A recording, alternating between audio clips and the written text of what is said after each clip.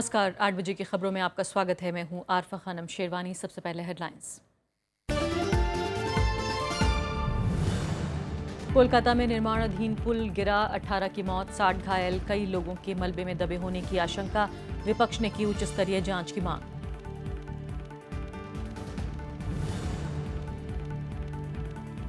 उत्तराखंड के लिए केंद्र के विनियोग अध्यादेश के खिलाफ कोर्ट जाएगी कांग्रेस। बहुमत साबित करने से रोकने की कोशिश का आरोप। बीजेपी ने अध्यादेश को बताया संवैधानिक जरूरत।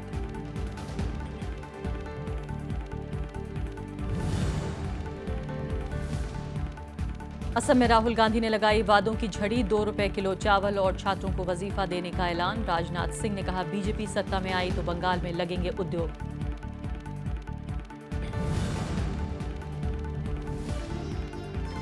कर्नाटक में दोबारा लीक हुआ 12वीं कक्षा का रसायन का पर्चा। गुस्साए छात्रों ने कई शहरों में किया प्रदर्शन। शिक्षा विभाग के 40 कर्मचारी निलंबित।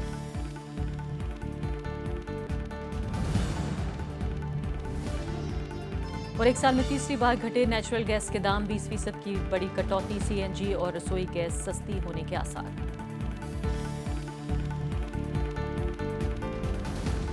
और अब पहली खबर।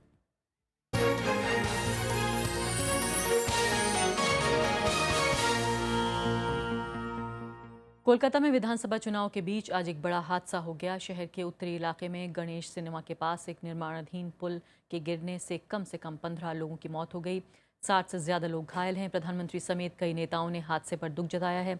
वहीं विपक्षी दलों ने उच्च स्तरीय जांच की मांग की है।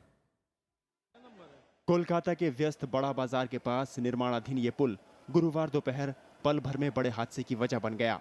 पिछले 7 साल से बन रहा पुल अचानक गिर गया और कई लोग मलबे में दब गए। इनमें से कई हॉकर थे जो पुल के नीचे ठेला लगाकर गुजारा करते हैं। मलबे में कई टैक्सियां, बस और ट्रक भी दब गए। हठात ब्रिज जोर से आवाज हुआ, हम लोग एकदम डर गए, बहुत जोर। कल रात को ढलाई हुआ था ब्रिज, ये वाला पोर्शन कल रात को ढलाई हुआ था। बड़े पैमाने पर राहत और बचाव काम शुरू किया गया है। मलबा हटाने के लिए क्रेन की मदद ली जा रही है। चारों तरफ कंक्रीट और लोहे का मलबा होने से इसमें दिक्कत आ रही है। सेना और एनडीआरएफ की टीमें राहत और बचाव काम में लगी हैं। सबसे बड़ी चुनौती है कि बहुत सारे लोग फंसे हुए हैं जिनको निकालना, और उनमें कंक्रीट्स के बहुत हैं, इसलिए हम सभी कटर्स का प्रयोग कर रहे हैं। हम लोग victim locating cameras, air lifting bag, सभी प्रकार के इक्विपमेंट जो इस प्रकार के ऑपरेशंस में यूज होते हैं, हम ले गए हैं। मुख्यमंत्री ममता बनर्जी भी पश्चिमी मिदनापुर में चुनावी दौरा बीच में छोड़कर घटनास्थल पर पहुंची। ममता बनर्जी ने मृतकों के परिजनों को 5-5 लाख, गंभीर रूप से जख्मी लोगों को 2 लाख और मामूली रूप से जख्मी को 1 लाख रुपए मुआवजा देने का ऐलान किया है। We are taking full care for them, good hospitals, good treatment, whatever we can, and the culprits will be punished strongly. Law will take its own course, and law will take stringent action. This is not done. This is a very serious incident. विपक्षी दलों ने पुल के निर्माण में भ्रष्टाचार का आरोप लगाते हुए दोषी मंत्रियों और अधिकारियों पर कार्रवाई की मांग की है। जो कॉन्ट्रैक्टर जो सीमेंट के बदले बालू से ये काम कराते थे, वो इन मंत्री को कितने नोटों की बंडल दिए हैं। तो मेरा पहला मांग है कि ये मंत्री को बर्खास्त करो और साथ ही साथ इनको हिरासत में लेना चाहिए। राज्य सरकार ने हेल्पलाइन नंबर 1070 जारी किया है। इस पुल का ठेका साल 2009 में हैदराबाद की कंपनी IVRCL को दिया गया था। 2 किलोमीटर लंबे पुल को 18 महीने में बनकर तैयार होना था। इस दुखद हादसे में कईयों की जानें गई और सैकड़ों लोग घायल हुए। ये पुल पिछले 7 साल से बन रहा था और कई बार इसकी समय सीमा बढ़ाई गई। विपक्षी दल पुल के निर्माण में भ्रष्टाचार के आरोप लगा रहे हैं। जाहिर है चुनावों में विपक्षी दलों के लिए ये एक बड़ा राजनीतिक मुद्दा ममता सरकार के खिलाफ बन रहा है। कैमरामैन जितेन के साथ प्रणव गोस्वामी, राज्यसभा टीवी, कोलकाता। और इस वक्त स्टूडियो में हमारे साथ M रामचंद्रन मौजूद हैं। सेक्रेटरी रह चुके हैं यूनियन सेक्रेटरी अर्बन डेवलपमेंट। लेकिन उससे पहले अपने संवाददाता प्रणव गोस्वामी की तरफ चलते हैं। कोलकाता में वो मौजूद हैं। प्रणव, ये बताइए ताज़ा हालात किस तरह के नज़र आ रहे हैं? चिंता बार बार इस बात को लेकर हो रही है कि जो लोग जख्मी हुए हैं, आखिर उनकी हालत कैसी है? किस हद तक वो लोग जख्मी हुए हैं? जी देखिए, बहुत सारे लोग हैं जो कि इस पूरे 50 से ज्यादा ऐसे लोग हैं जो जख्मी हुए हैं, लेकिन उससे बड़ी चिंता की बात यह है कि अभी भी जो मलबे के नीचे लोग दबे हुए हैं उनको निकालने का काम चल रहा है। रेस्क्यू ऑपरेशन जोरों पर है और वो सारे लोग वहां जो अंदर दबे हुए उन लोगों की जान बच पाए इसकी कोशिश में पूरी रेस्क्यू टीम लगी हुई है। ये इतनी ज्यादा मैं आपको दिखाऊं, ये पूरा जो इलाका है वो इतना ज्यादा घनी आबादी का क्षेत्र था कि जो वो पुल बन रहा था वहां पर उसके नीचे से सैकड़ों गाड़ियों की आवाजाही रोज होती थी। ये बड़ा बाजार का इलाका है ये, जहां पर 10 लाख से ज्यादा आबादी है इस पूरे क्षेत्र की। नीचे वेंडर्स, जो स्ट्रीट वेंडर्स होते हैं वो वहां पर बैठे रहते हैं। इसके अलावा जो हॉकर्स होते हैं वो बैठे रहते हैं, दुकानदार हैं, और आसपास की जो इमारतें, ये इमारतें जो हैं वो बहुत पुरानी बस्ती है क्योंकि ये इमारतें भी जर्जर हालत में है। और जब ये पुल गिरा उसमें आसपास की जो इमारतें थी, जो दुकानें थी, वो भी धराशायी हुई। जो छोटी दुकानें थी वो धराशायी हुई और जो इमारतें थी उनमें दरारें तक आई। इतना बड़ा ये हादसा था। तो इस पूरी परिस्थिति को सामान्य होने में वक्त लगेगा। रेस्क्यू ऑपरेशन चल रहा है, लेकिन इस बात के लिए अभी फिलहाल दुआ करनी चाहिए कि जो लोग अभी मलबे में फंसे हैं उनकी जान बच जाए और वो सकुशल बाहर आए। लेकिन इस हादसे से उभर पाना फिलहाल बहुत जल्दी सारी स्थिति सामान्य होगी, ये कहना अभी बहुत जल्दबाजी होगी। हालांकि बचाव कर्मी मुस्तैदी से जो बचाव के काम है उसमें लगे हुए हैं। यानी प्रणव, आप ये कह रहे हैं कि अभी बचाव का काम जारी है। इसका मतलब क्या हम ये माने दुख के साथ इस बात को कि क्या मरने वालों की तादाद बढ़ भी सकती है? जी हाँ, बिल्कुल। और इसी वजह से क्योंकि इस तरह की खबरें भी आ रही है कि उस वक्त करीब 2-3 ऐसी बसें हैं जो कि पुल के नीचे से गुजर रही थी और उनके मलबे में नीचे दबे होने की इस तरह से आशंका बताई जा रही है। लेकिन ये सब कहना अभी जल्दबाजी होगी। कितने लोगों को बचाया जा सकता है, ये प्राथमिकता है बचाव कर्मियों की। लेकिन जैसा कि यहाँ के हालात, यहाँ की जो इतनी ज्यादा आबादी का जो क्षेत्र है और ये सबसे व्यस्त सड़कों में से एक ये मार्ग है, इस हालात को देखते हुए कहा जा सकता है कि शायद आशंका है कुछ लोग और भीतर दबे हों, लेकिन ऐसा न हो, इसी बात की दुआ यहाँ सब लोग कर रहे हैं। यहाँ हमारे साथ कुछ लोग भी, उनसे हम बात करते हैं। ये बताइए, पुल जो गिरा उस वक्त किस तरह के हालात है? क्या आप लोग यहाँ पे काम करते हैं? यहाँ पे जो है करीब 12 बजे ऐसे दुर्घटना हुई है, जिससे जो लोगों को जैसे ही पता चला है वैसे सबके दौड़ा दौड़ी हुआ, सब जगह फोन घूम गया, कोई परिवार का नहीं है। एम्बुलेंस आया, पुलिस लोग का सबका हेल्प रहा, सब कुछ जाके देखें तो ब्रिज। देरी हुई क्या? सहायता आने में थोड़ी देरी हुई? हाँ, आने में बहुत देरी हुई, नहीं भी तो करीब 2 घंटा के बाद में सब कुछ सही हुआ। जी हाँ, तो लोगों से जो मेरी पहले बात हुई थी तो सेना को आने में देर लगी। लोग ये कह रहे थे कि जो रेस्क्यू टीम है उसको आने में देर लगी, लेकिन अब हालात ये कहा जा सकता है कि बचाव दल यहाँ पर है, एनडीआरएफ की टीमें हैं, सेना है, जो राज्य प्रशासन है वो यहाँ पे है, खुद मुख्यमंत्री ममता बनर्जी यहाँ पर लगातार रही। तो ये उम्मीद की जानी चाहिए कि हालात जल्द से जल्द सामान्य हो और जो लोग जख्मी हैं वो सकुशल वो जल्दी से वो ठीक हो जाए और जो लोग मलबे में नीचे दबे होने की जिनकी आशंका जताई जा रही है उन्हें जल्द से जल्द बाहर निकाला जा सके। जी, प्रणव गोस्वामी, बहुत बहुत शुक्रिया आपका। रामचंद्र जी, बताइए, फिलहाल के बिल्डर का बयान आया है कि ऐसी ही भगवान की मर्जी थी जो हो चुका है। मुझे इस समय तक अब तक जो सूचना है उससे मुझे लगता है कि तकनीकी देखरेख में कमी रही, यही कारण है। क्योंकि इस प्रकार का जब एक फ्लाईओवर बन रहा है उसका टेक्निकल स्पेसिफिकेशंस होंगे, स्ट्रक्चरल डिज़ाइन होंगे, डिटेल्स होंगे। इन बातों पर ध्यान रखते हुए जब काम चल रहा है उस पर काम पर निगरानी रखना, एक तो ठेका जिसने लिया उनका काम है, और जिस बॉडी ने इस काम को उनको दिया है, चाहे वो स्थानीय निकाय हो, जो भी हो, उनका भी जिम्मेदारी है। तो लगता है कि इतना बड़ा सा एक हादसा होना स्पष्ट रूप से तकनीकी देखरेख में कमी है।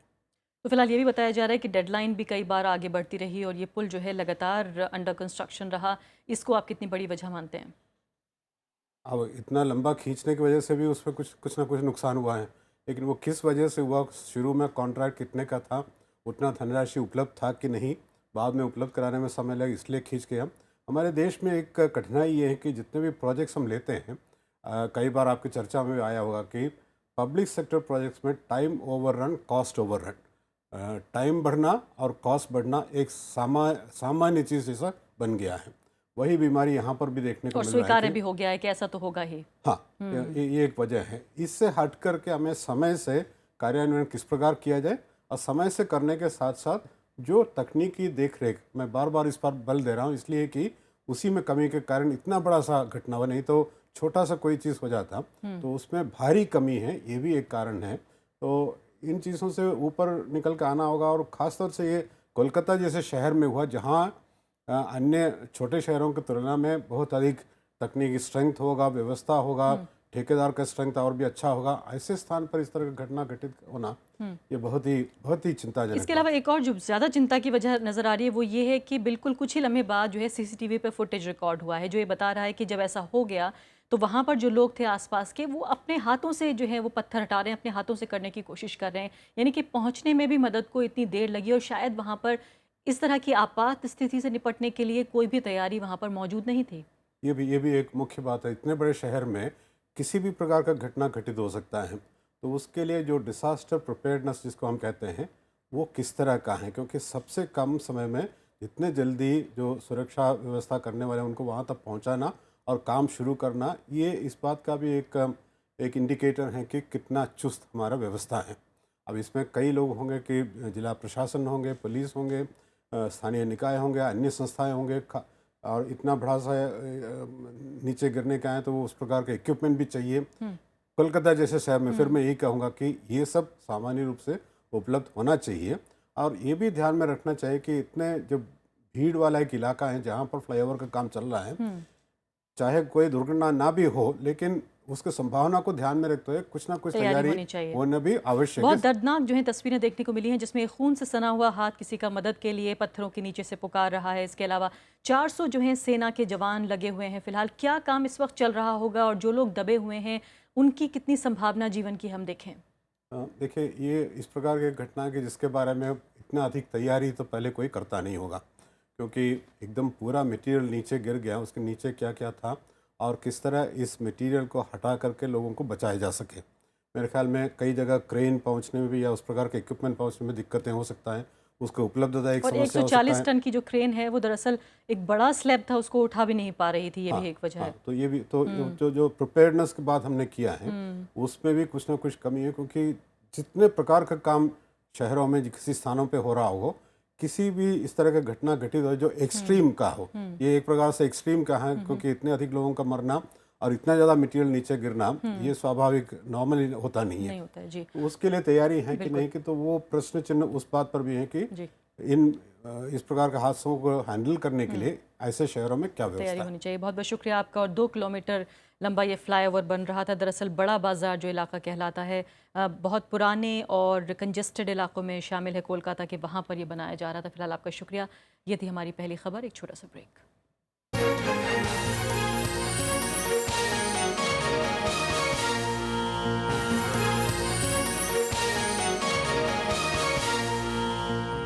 যদি তোর ডাক শুনে কেউ না আসে তবে একলা চলো রে, যদি তোর ডাক শুনে কেউ না আসে তবে একলা চলো রে, একলা চলো একলা চলো একলা चलो একলা। विरासत में इस बार गुरुदेव रविंद्रनाथ ठाकुर का रचना संसार हिंदी में पहली बार सिर्फ राज्यसभा टेलीविजन पर। একলা চলো একলা চলো একলা চলো।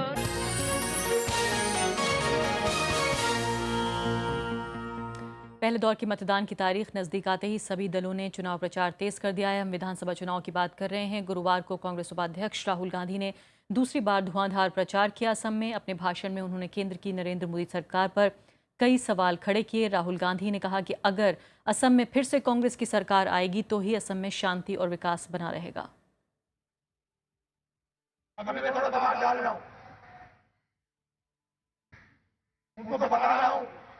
कि इस देश में गरीब लोग भी हैं, इस देश में किसान भी हैं, इस देश में मजदूर भी हैं। आप देखना 1-2 साल में मोदी जी की सेल्फी दिखाई देगी किसान के साथ।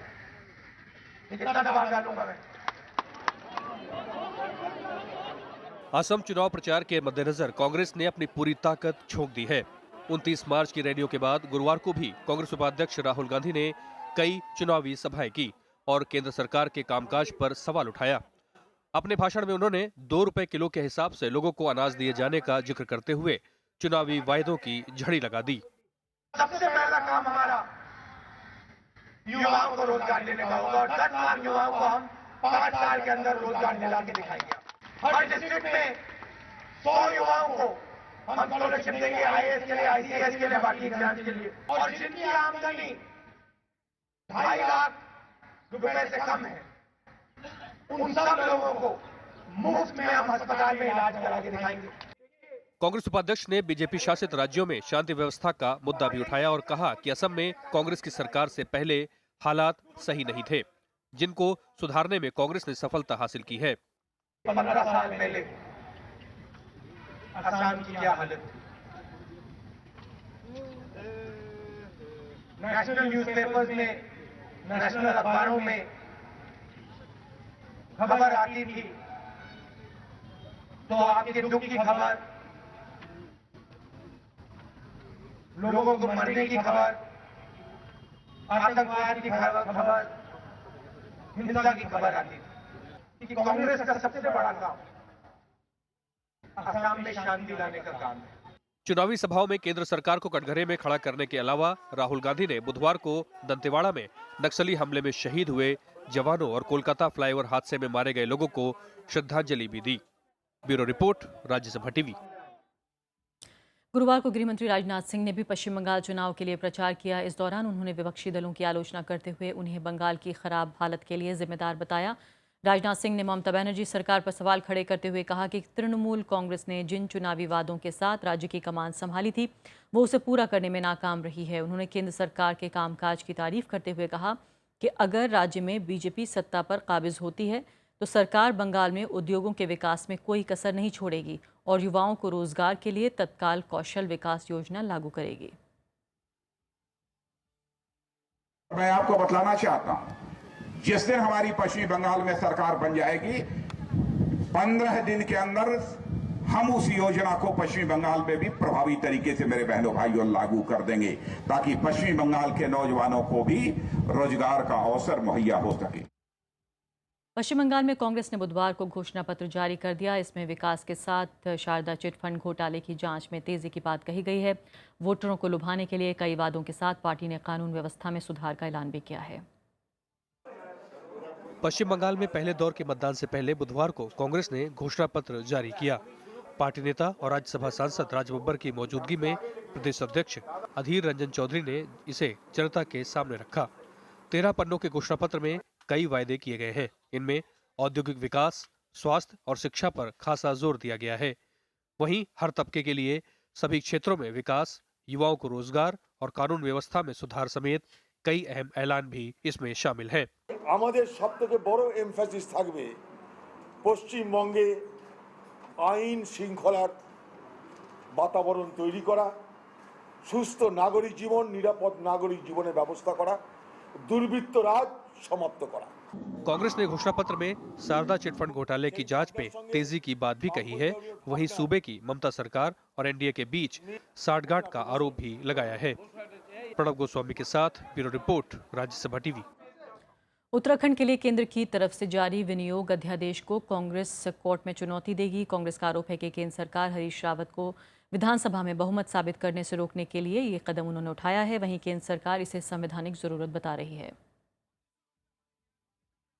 उत्तराखंड में जारी राजनीतिक संकट के बीच केंद्र सरकार 1 अप्रैल से राज्य में धन खर्च करने के लिए अध्यादेश लाई है, लेकिन कांग्रेस इसे असंवैधानिक कदम बताते हुए अध्यादेश को कोर्ट में चुनौती देने जा रही है।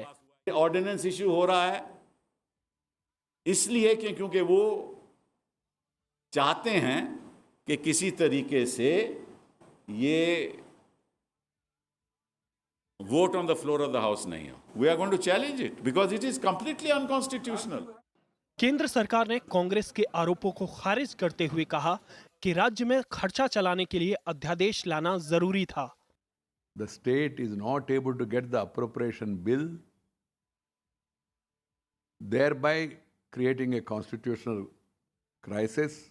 From 1st onwards, tomorrow onwards, people will be left with no salaries and no developmental work also, because without appropriation you cannot withdraw money. So the government of India stepped in on the basis of the governor's recommendation. बुधवार को केंद्रीय मंत्रिमंडल ने उत्तराखंड के लिए विनियोग अध्यादेश की सिफारिश की थी।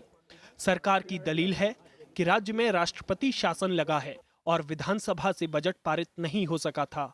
इस अध्यादेश के जरिए 1 अप्रैल से सरकारी राजस्व की वैध तरीके से निकासी की जा सकेगी। इस बीच राज्य में बहुमत साबित करने की तारीख एक बार फिर टल गई है। नैनीताल हाईकोर्ट की डबल बेंच ने बुधवार को एकल पीठ के उस आदेश पर रोक लगा दी जिसमें 31 मार्च को हरीश रावत को बहुमत साबित करना था। इस मामले की सुनवाई 6 अप्रैल को होगी। नवविक्रम सिंह, राज्यसभा टीवी। दिल्ली विधानसभा में आज बीजेपी के विधायक ओपी शर्मा को अगले 2 सत्रों के लिए निलंबित कर दिया गया है। ओपी शर्मा पर आम आदमी पार्टी की विधायक अलका लांबा के लिए अपमानजनक शब्द के इस्तेमाल करने का आरोप है। इससे पहले एथिक्स कमेटी ने बुधवार को सदन में इस बारे में रिपोर्ट पेश की थी और सदस्यता रद्द करने की सिफारिश की थी, लेकिन गुरुवार को उप मुख्यमंत्री मनीष सिसोदिया ने उन्हें 2 सत्रों के लिए निलंबित करने का प्रस्ताव रखा। विपक्ष ने इस फैसले का जमकर विरोध किया। दिल्ली विधानसभा का बजट सत्र पूरा हो गया है। विधानसभा की कार्रवाई अनिश्चितकाल के लिए स्थगित कर दी गई है, जिसकी वजह से हमारे एमएलए लेड फंड के काम भी प्रभावित हो रहे हैं। शारदा चिटफंड घोटाले में प्रवर्तन निदेशालय ने पहली चार्जशीट दाखिल की है। 10,000 से ज्यादा पेजों के आरोप पत्र में तृणमूल कांग्रेस के नेता सुजॉय बोस और कंपनी के प्रमुख सुदीप्त सेन का नाम शामिल है। चार्जशीट में कुल 21 आरोपियों का नाम है, जिनमें 10 व्यक्ति और 11 कंपनियां शामिल हैं। 2500 करोड़ रुपए के इस घोटाले की जांच पिछले 3 साल से मनी लॉन्ड्रिंग निरोधक कानून PMLA के तहत की जा रही है। सुप्रीम कोर्ट ने केंद्र सरकार से सूखा पीड़ित राज्यों के बारे में जानकारी मांगी है। कोर्ट ने पूछा कि सूखा पीड़ित कितने राज्यों में प्रबंधन सेल का गठन किया गया है। कोर्ट ने ये जानना चाहा कि जिला स्तरीय आपदा प्रबंधन प्राधिकरण का गठन क्यों नहीं किया गया। कोर्ट ने सरकार को सैटेलाइट डेटा की मदद से मौसम का सटीक पूर्वानुमान लगाने की सलाह भी दी है और 12 राज्यों में सूखे के हालात को लेकर एक याचिका कोर्ट में दायर की गई थी। देश में जल्द ही CNG और रसोई गैस के दाम कम हो सकते हैं। सरकार ने आज प्राकृतिक गैस के दामों में 20% की बड़ी कटौती करने का ऐलान किया। पिछले 1 साल में दाम तीसरी बार घटाए गए हैं। फिलहाल गैस के दाम $3.82 मिलियन ब्रिटिश थर्मल यूनिट है, जो कि घटकर $3.06 पर आ जाएंगे। शुक्रवार से नई दरें लागू हो रही हैं। नई नीति के तहत गैस के दामों की हर 6 माह में समीक्षा होती रहेगी और कटौती के बाद CNG के दाम 1.5 रुपये किलो तक घट सकते हैं। दाम घटने से ONGC को हर साल 4300 करोड़ रुपए का नुकसान होगा। देश में कुल गैस उत्पादन का 60% ONGC ही करता है। कर्नाटक में आज एक बार फिर प्री यूनिवर्सिटी कोर्स की केमिस्ट्री का पेपर लीक होने के बाद परीक्षा रद्द कर दी गई। गुस्से में आए छात्रों ने प्री यूनिवर्सिटी प्रशासन के खिलाफ विरोध प्रदर्शन किया। सरकार ने इस मामले में 40 कर्मचारियों को निलंबित कर दिया है। अब ये परीक्षा 12 अप्रैल को होगी। कर्नाटक में विरोध प्रदर्शन कर रहे ये छात्र 12वीं कक्षा के हैं। केमिस्ट्री की परीक्षा देने आए इन छात्रों का गुस्सा उस वक्त फूट पड़ा जब इन्हें पता चला कि पेपर लीक होने की वजह से 10 दिन में दूसरी बार परीक्षा टाल दी गई। छात्रों और परिजनों ने प्री यूनिवर्सिटी एजुकेशन विभाग का घेराव किया। हमने 2 बार प्रिपेयर किया, फिर से पोस्टपोन होते जा रहा है, इसलिए हमें नहीं चाहिए री एग्जाम। कितनी बार हम री एग्जाम के लिए तैयार होते रहे। अभी हमारा CET एग्जाम्स के लिए हमें अभी तैयार होना है, फिर JEE एग्जाम्स के लिए। And we are not responsible for any shit happening here. So we are not ready to write any exam, let it be on any date. मामले के सामने आने के बाद सरकार ने प्री यूनिवर्सिटी के 40 कर्मचारियों को निलंबित कर दिया है। ತೊಂದರೆ ಆಗಿರೋದು ನಿಜ, ಸೆಕೆಂಡ್ ಟೈಮ್ ಆಗಿದೆ, ಯಾಕಾಗಿದೆ ಅಂತ ಗೊತ್ತಿಲ್ಲ. ಈಗಾಗಲೇ CID ನಾವು ತನಿಖೆ ಕೊಟ್ಟಿದ್ದೀವಿ, ಇದನ್ನು ಕೂಡ ತನಿಖೆ ಮಾಡಿಸ್ತೀವಿ. वहीं विपक्षी विधायकों ने मुख्यमंत्री सिद्धरमैया के चैम्बर के बाहर विरोध प्रदर्शन कर शिक्षा मंत्री के इस्तीफे की मांग की है। Ultimately, government has to take the blame. Minister, Director of PUC and Secretary Education, all these 3 people have to take a responsibility and it is their failure and squarely I blame them. Karnataka में 12वीं कक्षा के chemistry का paper 21 मार्च को होना था, लेकिन 2 जगहों पर पेपर लीक होने की खबर के बाद इसे 31 मार्च तक के लिए टाल दिया गया था। लेकिन एक बार फिर पेपर लीक होने के चलते गुरुवार को परीक्षा टाल दी गई। अब ये इम्तिहान 12 अप्रैल को होगा। Bureau report, Rajya Sabha TV. और अब कुछ खबरें संक्षेप में। दिल्ली NCR में 2000 से ज्यादा CC वाली डीजल गाड़ियों के रजिस्ट्रेशन पर रोक बरकरार रहेगी। सुप्रीम कोर्ट ने अपने अगले आदेश तक इन गाड़ियों पर रोक को कायम रखा है। अदालत ने डीजल गाड़ियों को CNG में बदलने के लिए 1 महीने का वक्त दिया है। कोयला घोटाला मामले में विशेष अदालत 4 अप्रैल को ऐलान करेगी। इससे पहले 28 मार्च को कोर्ट ने JIPL के निदेशकों RS रुंगटा और RC रुंगटा को इस मामले में दोषी ठहराया था। महाराष्ट्र के पूर्व उप मुख्यमंत्री छगन भुजबल की न्यायिक हिरासत 13 अप्रैल तक बढ़ा दी गई है। छगन भुजबल को मनी लॉन्ड्रिंग मामले में गिरफ्तार किया गया है। मध्य प्रदेश के इटारसी में ट्रेन से बांधकर युवक की पिटाई मामले में 2 ASI और 1 कांस्टेबल को निलंबित कर दिया गया है। 25 मार्च को कुछ युवकों द्वारा बिना इजाजत उनका पानी पीने पर युवक की पिटाई का मामला सामने आया था। देहरादून में बीजेपी रैली के दौरान हमले का शिकार हुए पुलिस के घोड़े शक्तिमान की हालत में सुधार हो रहा है। शक्तिमान का इलाज कर रहे डॉक्टर का कहना है कि अब उसकी हालत में पहले के मुकाबले काफी बेहतरी हुई है। हरियाणा विधानसभा ने चंडीगढ़ एयरपोर्ट का नाम शहीद भगत सिंह के नाम पर रखने का प्रस्ताव पास कर दिया है। ये प्रस्ताव उड्डयन मंत्रालय को भेज दिया गया है। हरियाणा के पूर्व उप मुख्यमंत्री रहे मंगल सेन के नाम पर भी चंडीगढ़ इंटरनेशनल एयरपोर्ट का नाम रखने की चर्चा की जा रही थी। ओडिशा के मलकानगिरी में 71 नक्सल समर्थकों ने पुलिस के सामने समर्पण किया। समर्पण करने वालों में गांव समिति के सदस्य और सशस्त्र लड़ाके शामिल हैं। पिछले 1 हफ्ते से समर्पण करने वाले नक्सलियों की तादाद में लगातार इजाफा हो रहा है। म्यांमार की संसद ने आंग सान सूची को प्रधानमंत्री के बराबर भूमिका सौंपे जाने का प्रस्ताव किया है। म्यांमार में हाल ही में हुए चुनाव में सूची की पार्टी ने बहुमत के साथ सरकार बनाई है, लेकिन संविधान के नियमों की वजह से सूची राष्ट्रपति नहीं बन सकी थी। शेयर बाजार में बढ़त गुरुवार को भी जारी रही। सेंसेक्स 80 अंक बढ़कर 25,419 पर बंद हुआ। वहीं निफ्टी 19 अंक की बढ़त के साथ 7,754 पर बंद हुआ। भारतीय बॉक्सर शिवा थापा ने रियो ओलंपिक 2016 के लिए क्वालिफाई कर लिया है। एशियाई ओलंपिक क्वालिफायर्स के सेमीफाइनल में शिवा ने कजाकिस्तान के बॉक्सर केरेट यरालिएव को मात दी।